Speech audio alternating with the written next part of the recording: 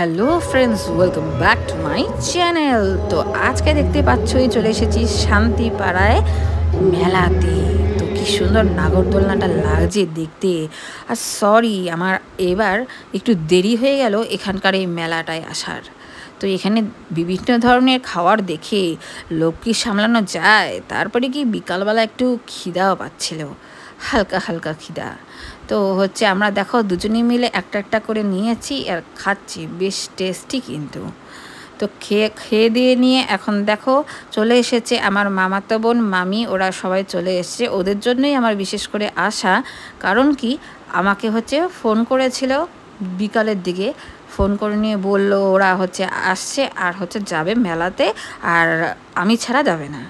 তো যাই হোক, ওর জন্যই তাড়াহুড়ো করে রেডি হয়ে নিয়ে চলে এসেছি। দেখো এখানে বিভিন্ন ধরনের স্টল বসেছে, আর মামিরাও দেখছে, আমরাও এক সাইডে, মানে টিমটা আমাদের দুজন দুজন করে ভাগাভাগি হয়ে গেছে আর কি। সব দেখা দেখি চলছে আর কি আগে। তারপরে দেখি কি কিনি, এখানে কালেকশানও ভালো রয়েছে।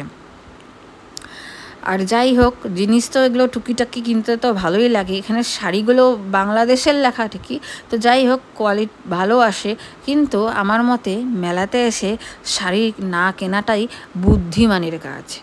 অনেকেই আছে লোভ সামলাতে না পেরে আমরা শাড়ি কিনে ফেলি, কিন্তু এত দামি শাড়ি হুট করে যদি একটা ডিসপুট হয়, ফেরত দেওয়ারও হচ্ছে এক উপায় থাকে না। তাই আর শাড়ি কিনছি না ভাই। আর অন্যান্য টুকিটাকি জিনিস দেখি যতটুকু যা পারি কিনবো। তার মধ্যে এসে গেছে বৃষ্টি। এতদিন হলো না, আজকে যখন বেরিয়েছি আজ বৃষ্টি নেমেছে। দেখি একটু প্রথম প্রথম মন খারাপ লাগছিলই, তার কারণ দেখি পর্দাগুলো সব বৃষ্টির জন্য যাতে ছাটটা না লাগে তার জন্য নামাচ্ছিল। ওই দিকে ভাবছিলাম ইরে বাবা, তাহলে কি ঘুরতেই পারলাম না। তারপরে দেখি না, কিছু কিছুটা শেড দিয়ে দিয়েছে, সুবিধা হয়েছে। ফুলগুলো দেখো স্ট্যান্ড শুদ্ধ, কি ভালো লাগছে। পরে আবার আমার ইচ্ছা রয়েছে আমার বেডরুমে, আমার বেডের পেছনের দিকে হচ্ছে দুদিকে বসাবো। তো এখন দুই বোন মিলে গল্প করতে করতে এগোচ্ছি, দেখতেই পাচ্ছ। একটু কী খাবো রব বা কী কিনবো তাই চিন্তা করছি। বেশি কিছু আজকে কিনবো না, কারণ প্রায় হচ্ছে তোমাদের জন্য প্রায়ই হচ্ছে মেলাতে আসছে, মেলা দেখাবো করে।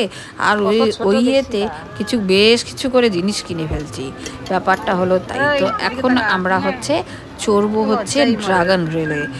আগের দিন থেকেই স্বপ্নিল জেদ করছিল, আর কিছুই হচ্ছে কেনা হচ্ছিল, মানে ওঠা হচ্ছিল না এটাতে। তো এই যে স্বপ্নিল কি বলছে শোনো তোমরা। বৃষ্টির মধ্যে ঘুরছি, আইসক্রিম খাবো, বুঝলে। লিপস্টিক টোটালি চলে গেছে, ভিজে ঠিক শেষ। বৃষ্টি, তার মধ্যে কুচকুচ হোতা হ্যায় গান চলছে, শাহরুখ খান ফিলিংস হচ্ছে। বৃষ্টিতে ভিজে ভিজে আইসক্রিম খাচ্ছি ঠান্ডার মধ্যে। মা আমার ভিডিওটা দেখলে এখনই খাওয়াবে। ঠান্ডার মধ্যে বৃষ্টিতে ভিজে ভিজে আইসক্রিম খাচ্ছি। আরেকদিন আসবো, আমার জ্বর আসে না অবশ্য, এটাই শান্তি।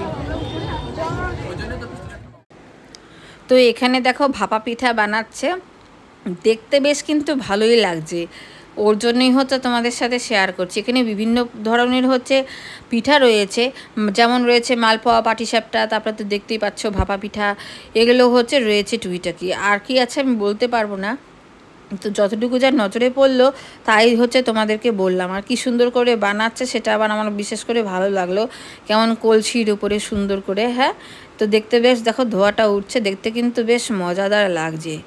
এর জন্য আমি একটু ঘোরাঘুরি করে করে তোমাদেরকে দেখাচ্ছি ভাপা পিঠে বানানোটা, কিভাবে গার্নিশ করছে, সব কিছু তোমাদের সাথে শেয়ার করছি। কারণ এগুলোর মধ্যে আমাদের বাঙালিয়ানার এক ছোঁয়া রয়েছে, বাঙালি ঐতিহ্য রয়েছে পিঠার মধ্যে, তো পিঠা বানানোর মধ্যে।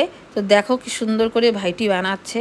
হ্যাঁ, তো আমার ভালো লাগছে, আমি তাই হচ্ছে বাঙালিয়ানাটাকে শেয়ার করলাম।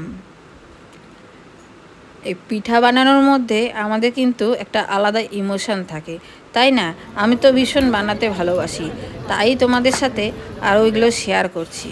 এই দেখো পাটিসাপটা, আহা হা হা, আমি তো খাইনি, যাই হোক তাও হচ্ছে ভাবলাম তোমাদেরকে তো দেখাই। তারপরে হচ্ছে আমার মামাতো বোন, ওরা ওই 100 টাকার, এখানে 100 টাকার বাসন এসেছিলো, কিনেছে।